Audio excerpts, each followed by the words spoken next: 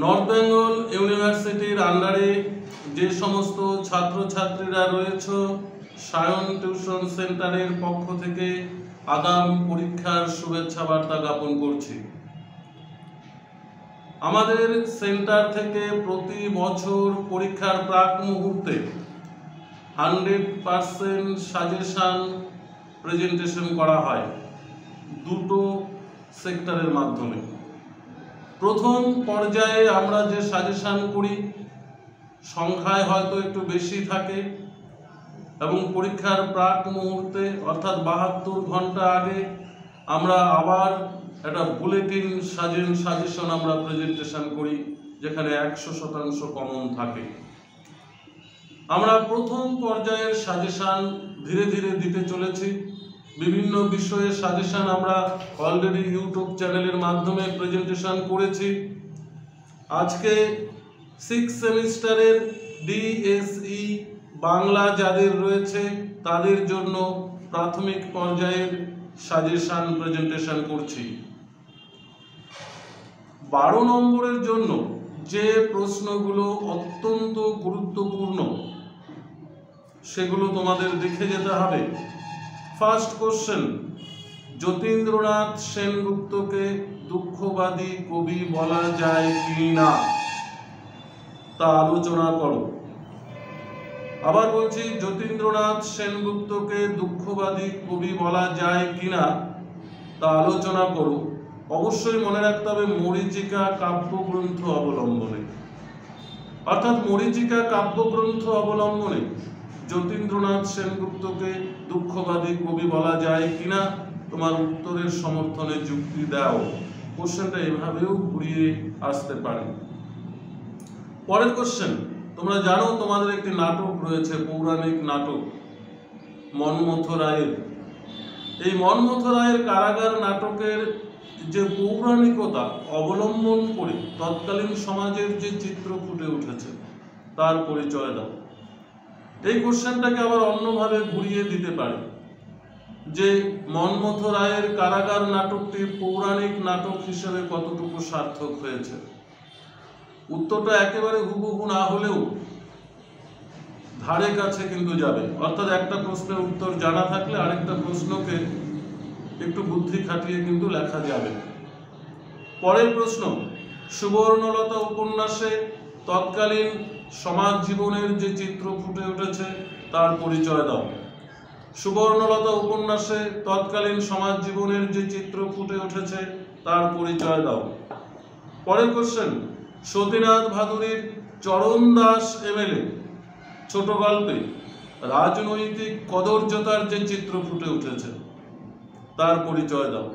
অর্থাৎ রাজনৈতিক কদর্যতা অর্থাৎ চরণ দাস এমএলএ রাজনৈতিক নেতা হিসেবে প্রতিপন্ন হওয়ার পর তার যে মানসিক চরিত্রের যে পট পরিবর্তন তার পরিচয় দাও। একই কোশ্চেন। লাস্ট কোশ্চেন 12 নম্বরের জন্য, বন্যা গল্পের নামকরণের সার্থকতা আলোচনা করো। এই আমরা 5টি প্রশ্ন দিয়েছি 12 নম্বরের জন্য। অবশ্যই 5টি প্রশ্ন ভালোভাবে তৈরি করবে এবং এর উত্তর যদি তোমরা পেতে চাও আমাদের স্ক্রিনে দেওয়া যে টিউশন সেন্টারের নম্বর রয়েছে সেখানে কল করে গ্রহণ করতে পারো। এবারে আসে 6 নম্বরের জন্য যে প্রশ্নগুলো রয়েছে। গণনায়ক গল্পে দেশ ভাগের যে চিত্র ফুটে উঠেছে তার পরিচয় দাও। গণনায়ক গল্পে দেশ ভাগের যে চিত্র ফুটে উঠেছে তার পরিচয় দাও। পরের প্রশ্ন, পত্রলেখার বাবা ছোট গল্পের নামকরণের যে ব্যঞ্জনাগত দিক ফুটে উঠেছে তার পরিচয় দাও। পরের কোশ্চেন, সুবর্ণলতা উপন্যাসে প্রবোধ চরিত্র মুক্তকেশীর চরিত্র পরিচয় দাও। প্রবোধ চরিত্রও দিতে পারে, তোমাদের মুক্তকেশীর চরিত্রটাও কিন্তু দিতে পারে। তাই আমরা দুটো একসঙ্গে বলে দিলাম, অর্থাৎ দুটো প্রশ্নই তোমাদের দেখে যেতে হবে। পরের প্রশ্ন, কারাগার নাটকে কংসের চরিত্রের পরিচয় দাও। পরের কোশ্চেন, চকাচকি গল্পে প্রেমের যে রোমান্টিকতা প্রকাশ পেয়েছে তার পরিচয় দাও। পরের প্রশ্ন, মরীচিকা কাব্যগ্রন্থে যতীন্দ্রনাথ সেনগুপ্তের যে ঈশ্বর বিরোধী মনোভাব প্রকাশিত হয়েছে তা আলোচনা করো। এবারে আমরা আসি 3 নম্বরের প্রশ্ন। 3-এর জন্য যে প্রশ্ন রয়েছে তিনের জন্য সাধারণত পুরো সিলেবাসটাকে আত্মস্থ করতে হয়। সরাসরি 3 নম্বরের প্রশ্ন ওইভাবে কমন পাওয়া যায় না। তবু আমাদের দীর্ঘদিনের অভিজ্ঞতার নিরিখে আমরা প্রতি বছর যে 3 নম্বরের প্রশ্ন প্রেজেন্টেশন করি তার থেকে কিন্তু 100% কমন আসে। এবারেও আমরা 3 নম্বরের কিছু প্রশ্ন দিচ্ছি এবং পরীক্ষার 72 ঘন্টা আগে একটা হট সাজেশন নিয়ে আসব, তখন হয়তো সেখান থেকে আরও 100% পাওয়ার একটা সম্ভাবনা থাকবে। 3 নম্বরের জন্য পড়তে হবে সুবর্ণলতা উপন্যাসে মুক্তকেশীকে তিনি কিভাবে সংসার পরিচালনা করতেন। পাশাপাশি আরো কয়েকটি কথা বলে নিই। সুবর্ণলতা উপন্যাসে আমরা জানি মুক্তকেশীর যে 4 সন্তান, 4 পুত্র 4 কন্যা, তাদের নাম কি, পুত্রদের পুত্রবধূর নাম কি, পুত্ররা কোন জীবিকা কোন পেশায় নিযুক্ত ছিলেন, এই প্রশ্নগুলো কিন্তু 3-এর জন্য ভেরি ভেরি ইম্পর্টেন্ট। যদিও আমরা এখানে দিয়েছি শুধুমাত্র কিভাবে তোমার সংসার পরিচালনা করতেন, পাশাপাশি ওই বিষয়গুলো কিন্তু তোমাদের দেখতে হবে। পরের কোশ্চেন, মরীচিকা কাব্যগ্রন্থটি কত সালে প্রকাশিত হয়েছিল? এই কবিতার মোট কবিতার সংখ্যা কত? এবং যে কোনো 3টি কবিতার নাম লিখো। পরের কোশ্চেন, বন্যা গল্পে কোন নদীতে বান এসেছিল? সেই গল্পে 2টি পুরুষ চরিত্র ও নারী চরিত্রের নাম লিখো।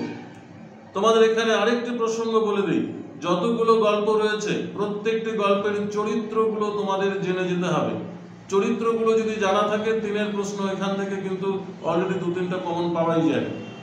পরের প্রশ্ন, কারাগার নাটকে কটি অঙ্কে বিভক্ত?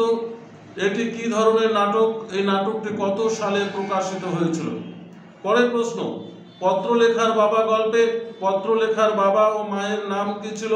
পত্রলেখার বাবা গল্পটি কার লেখা এবং কত সালে প্রকাশিত হয়েছিল? আমরা মাত্র 6টা প্রশ্ন দিয়েছি, আমাদের দিতে হয় পরীক্ষায় 4টা, 3 4 12 নম্বর। 6টা থেকে কি আর 4টা কমন পাওয়া যায়? 3 নম্বরের কোশ্চেন, এটা আকাশ কুসুম অর্থাৎ অলিক কল্পনা ছাড়া আর কিছুই নয়। তাই বলছি 3 নম্বরের প্রশ্নের উত্তর পেতে হলে তোমাকে কিন্তু অবশ্যই সিলেবাসটা আত্মস্থ করতে হবে এবং পরীক্ষার প্রাক মুহূর্তে 72 ঘন্টা আগের যে সাজেশন প্রেজেন্টেশন করা হবে সেই অপেক্ষাতেও থাকতে হবে। ভিডিওটি যদি ভালো লাগে অবশ্যই লাইক ও শেয়ার করবে, বন্ধুদের মধ্যে ছড়িয়ে দেবে। ধন্যবাদ।